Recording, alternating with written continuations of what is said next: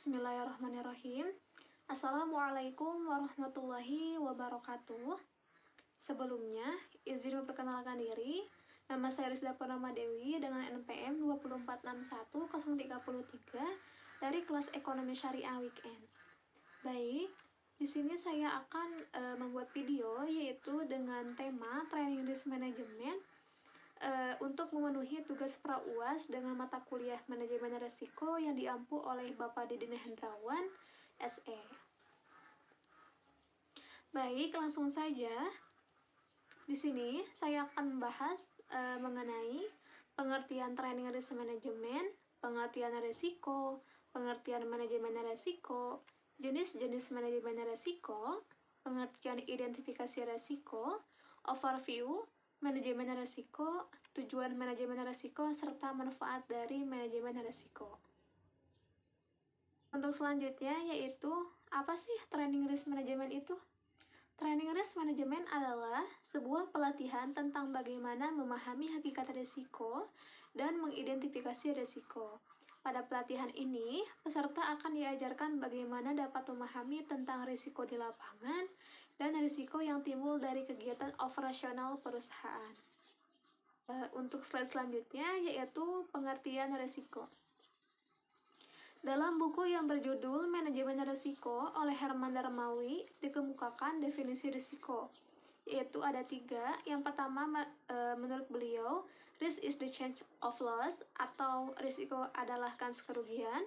Yang kedua, risk is the possibility of loss atau risiko adalah kemungkinan kerugian. Dan yang terakhir yaitu risk is uncertainty atau risiko adalah ketidakpastian. Dari definisi risiko dari sudut pandang hasil adalah sebuah hasil atau keluaran yang tidak dapat diprediksi dengan pasti, di mana tidak disukai karena menjadi kontraproduktif.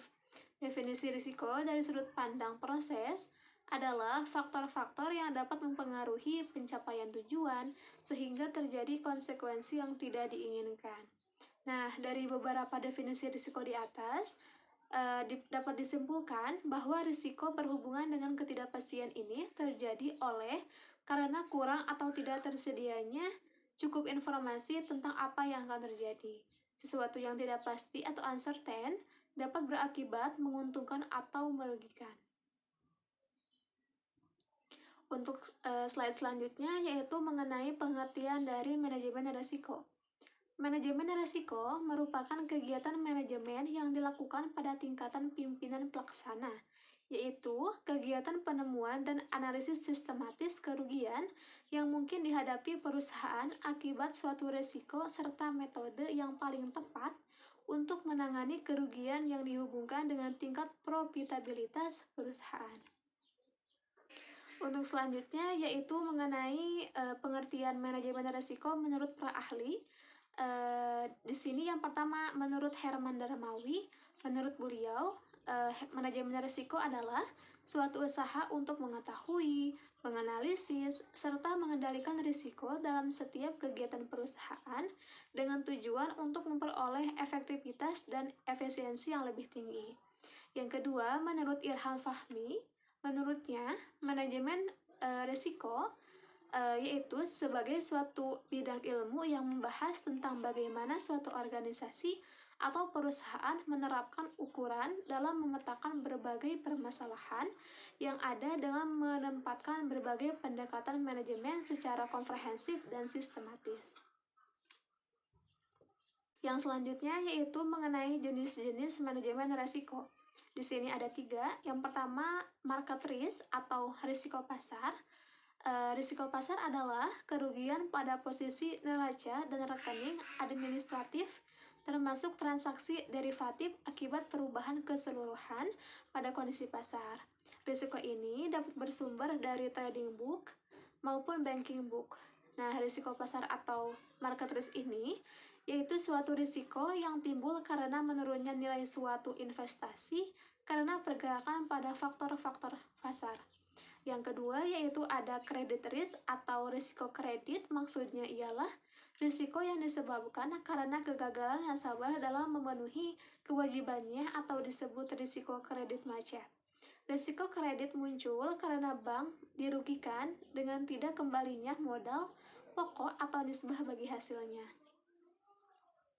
Yang selanjutnya ada operational risk, adalah risiko yang umumnya bersumber dari masalah internal perusahaan, di mana risiko tersebut terjadi disebabkan oleh lamanya sistem kontrol manajemen atau manajemen kontrol sistem yang dilakukan oleh pihak internal perusahaan.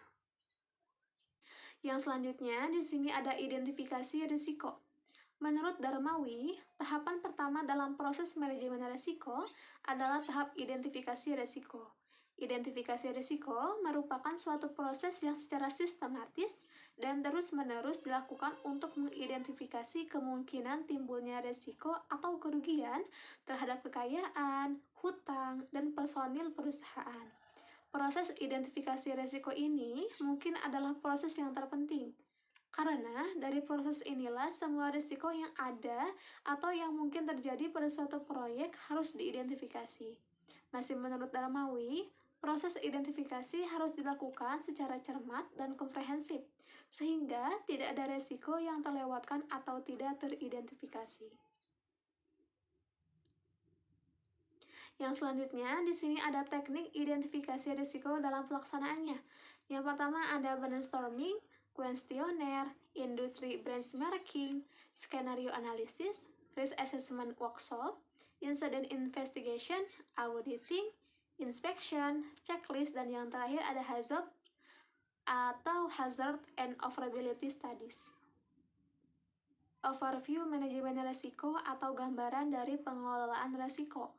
Yang pertama ada esensi manajemen risiko, yaitu kecukupan prosedur dan metodologi pengelolaan risiko, di mana suatu organisasi didirikan untuk mencapai tujuan para perangkat kepentingannya atau stakeholder.